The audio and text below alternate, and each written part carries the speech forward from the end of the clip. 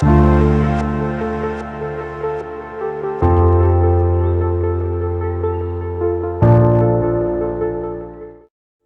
Shalom. Syukur puji Tuhan kita bertemu lagi dalam rancangan Grace Infinity. Pada episode kali ini, topik kita ialah meluangkan waktu bersama Tuhan. Apakah kepentingan ataupun kelebihan meluangkan waktu bersama Tuhan berbanding meluangkan waktu bersama dunia ataupun hiburan dan benda-benda lainnya yang selain daripada Tuhan?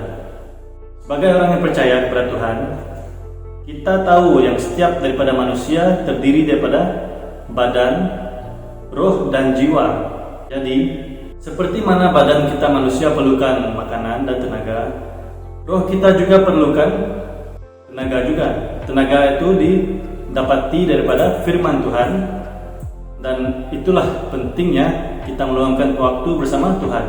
Jika kita membaca Bible, baca firman Tuhan, mendengar khotbah ataupun perkongsian berkaitan dengan Tuhan Yesus, kita sebenarnya sedang meluangkan waktu bersama Tuhan. Bahkan bila kita sedang berdoa dan mengucap syukur pun, itu adalah aktiviti kita bersama Tuhan. Jadi pendek kata, apa-apa aktiviti ataupun perlakuan yang kita buat dalam melibatkan Tuhan Yesus, itulah saatnya kita meluangkan waktu bersama Tuhan. Setiap pagi kita bangun tidur kan?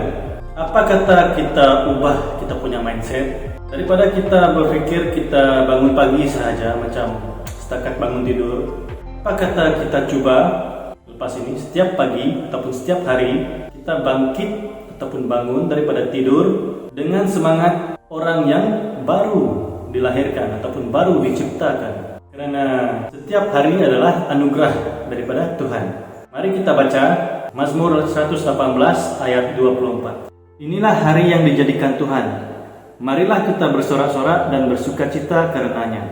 Dengan mindset yang baru ini, kita boleh belajar yang setiap hari itu adalah mungkin hari yang terakhir untuk kita hidup di dunia ini. Sebab kita tahu, bagi setiap orang yang percaya, kita sebenarnya hidup hari demi hari menanti kedatangan ataupun menanti detik rapture ataupun kebangkitan orang-orang yang percaya dalam Yesus diangkat ke langit. Pendek kata, tujuan orang percaya pada zaman ini hidup ialah untuk menanti Tuhan Yesus, menanti waktu rapture. Jadi, tak kisahlah apapun pekerjaan kita, perbuatan kita, tugas kita semasa kita hidup ini, fokus utama kita ialah meluangkan waktu bersama Tuhan. Karena itu mungkin waktu terakhir ataupun hari terakhir kita sebelum kita diangkat bersama-sama orang yang mati dalam Yesus dan tinggal bersama Yesus buat selama-lamanya.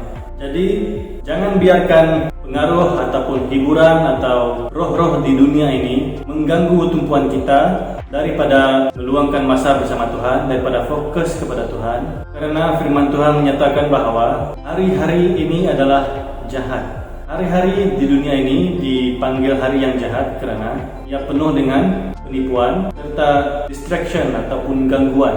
Kita lihat saja dalam media sosial kita, media massa kita punya gadget, teknologi zaman sekarang. Budak-budak zaman sekarang lah, generasi zaman sekarang, lahir-lahir saja sudah pegang smartphone. Lahir-lahir sudah tengok Netflix. Lahir-lahir saja sudah tengok anime, tengok movie dan sebagainya. Saya bukan menghalang ataupun mengharamkan kita semua daripada menonton rancangan kegemaran kita dan sebagainya. Saya cuma ingin menyatakan bahwa betapa senangnya kita pada hari ini hilang fokus dan hilang arah atau hilang minat untuk meluangkan waktu bersama Tuhan, mendengar khotbah tentang Tuhan, membaca firman Tuhan, serta berdoa dan mengucap syukur kepada Tuhan.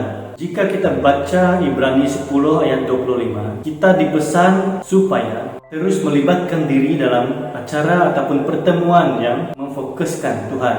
Ibrani 10:25, janganlah kita menjauhkan diri daripada pertemuan-pertemuan ibadah kita, seperti dibiasakan oleh beberapa orang. Tetapi marilah kita saling menasihati dan semakin giat melakukannya menjelang hari Tuhan yang mendekat. Bila bersendirian, kadang-kadang susah untuk kita cari semangat ataupun cari minat untuk baca Bible, untuk meluangkan masa bersama Tuhan. Jadi salah satu cara yang terbaik untuk kita kembali berminat meluangkan masa bersama Tuhan ialah bertemu dengan saudara-saudari seiman kita.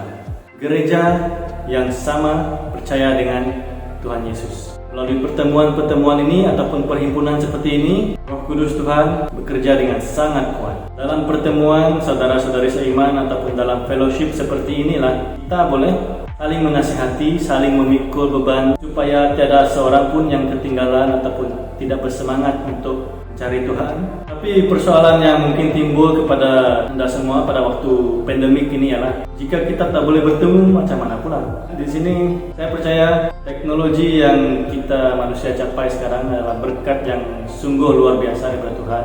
Kita boleh bertemu ataupun bersidang secara online, digital, online meeting ataupun YouTube dan sebagainya.